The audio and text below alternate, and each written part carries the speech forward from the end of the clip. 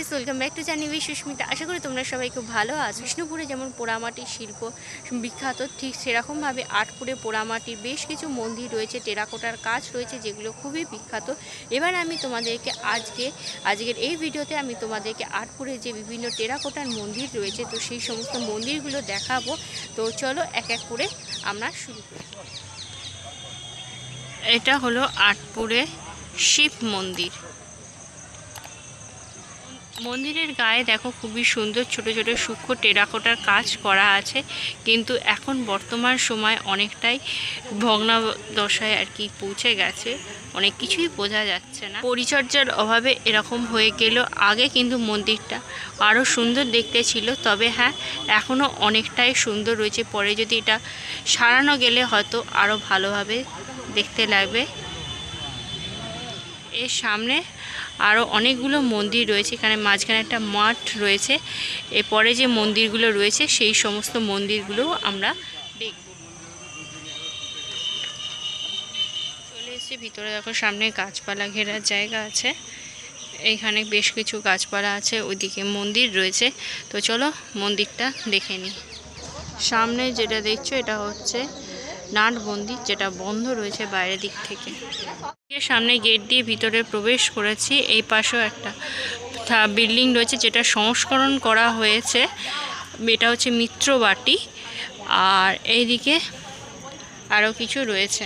এখানে বেশ কিছু বড় বড় গাছপালা ঘেরা জায়গা। আটপুরের চণ্ডী মণ্ডপ।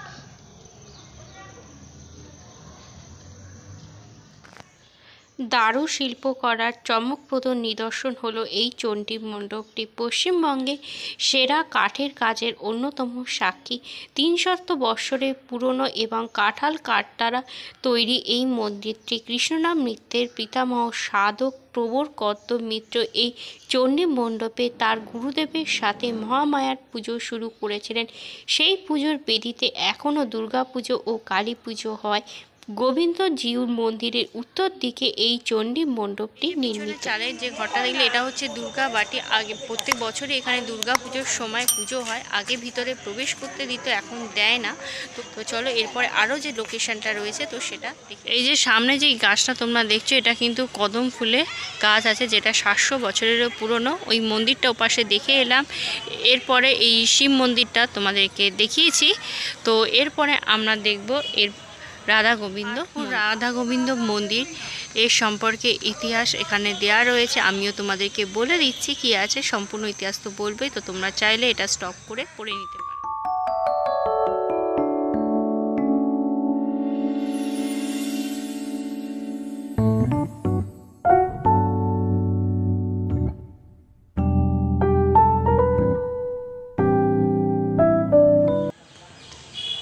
মন্দিরের ভিতরে যাওয়ার প্রবেশদ্বার। চলো।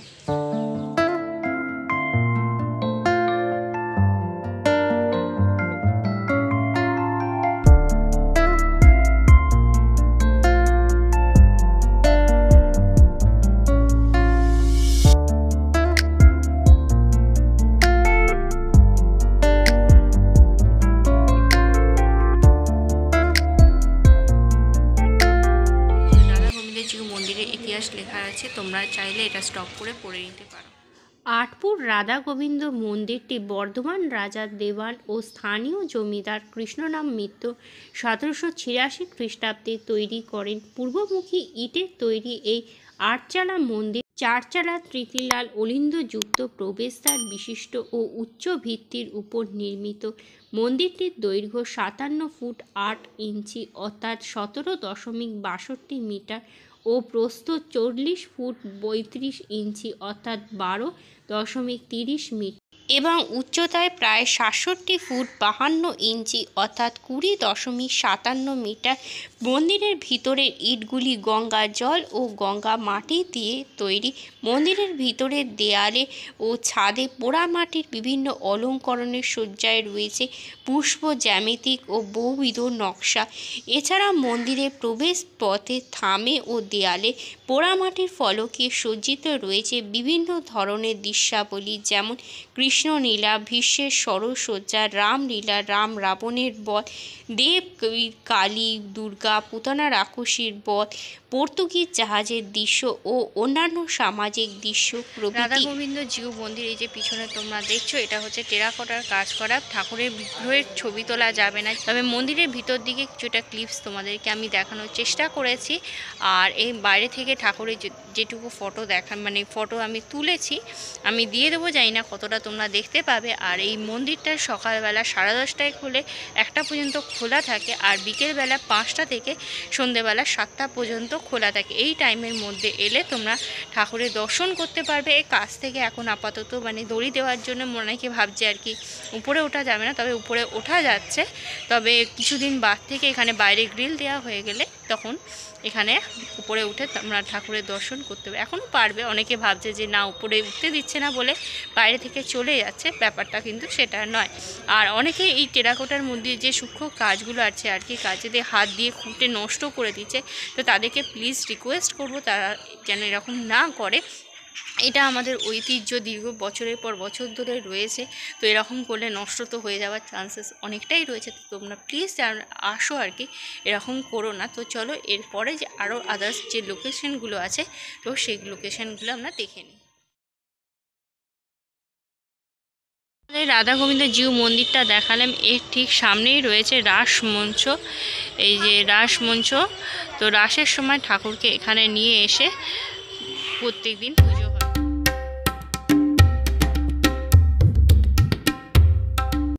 এইখানেতে মোট 5টি শিব মন্দির রয়েছে: গঙ্গাধর, রামেশ্বর অর্থাৎ বড়শি, বাণেশ্বর, জলেশ্বর ও ফুলেশ্বর। আরও বেশ কিছু মন্দির আছে, তো তার মধ্যে এটা একটা মন্দির। এগুলো প্রায় ধ্বংসের দিকেই চলে গেছে, দেখছো প্রায় মেনটেনেন্স আর নেই।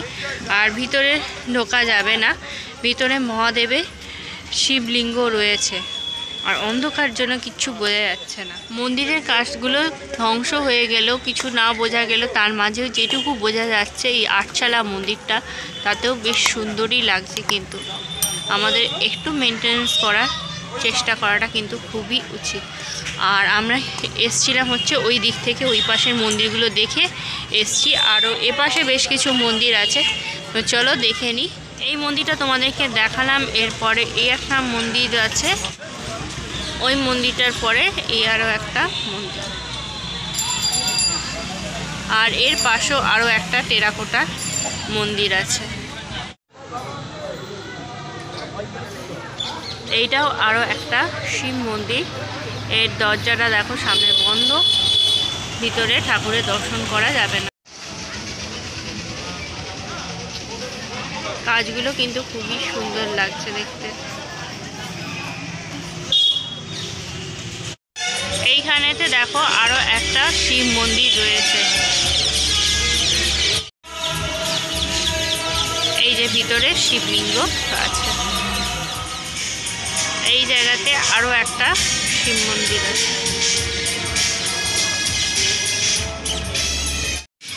ভিতরে শিবলিঙ্গ আছে। অন্ধকার বলে কতটা বুঝতে পারছি না, তবে অন্যান্য মন্দিরগুলোর তুলনায় বোঝা যাচ্ছে। এখানে গাড়ি পার্কিংয়েরও বন্দোবস্ত রয়েছে।